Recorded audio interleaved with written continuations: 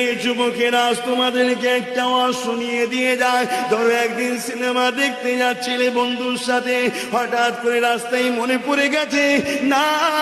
এই জায়গায় গেলে আল্লাহ নারাজ হবে, যদি তুমি ফিরে আসতে পারো আল্লাহর ভয়েতে, আমার আল্লাহ জানিয়ে দিল যে আমাকে ভয় করে আমি আল্লাহ তাকে একটা নয় দুটো জান্নাত দেব।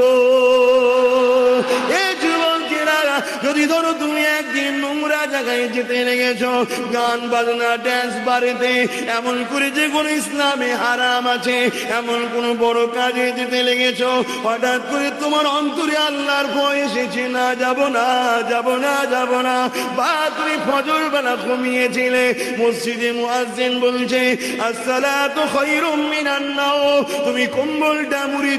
দিয়ে ভাবছো না রে বাবা এই ঠান্ডায় উঠবো না, কম্বল মুড়ি দিয়ে শুবার চেষ্টা করলে হঠাৎ করে মনের মধ্যে জেগে উঠলো না এই নামাজটা কাজা করে শুয়ে থাকলে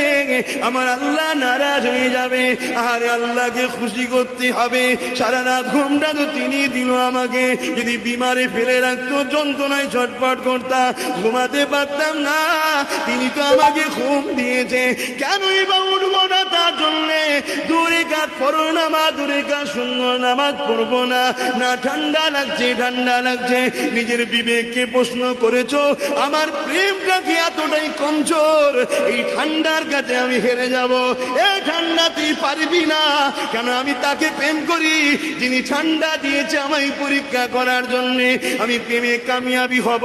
এইভাবে এই কম্বলটা ছেড়ে দিয়ে উঠে বিসমিল্লাহ বলে আগলে উযু করে নি যদি তুমি তোমার রবকে সিজদা দাও, আমার আল্লাহ সঙ্গে সঙ্গে ফারিস্তাকে ডেকে বলে এ ফারিস্তারে তোরা বলেছিলিস মানুষ বানাও না, ওই দেখ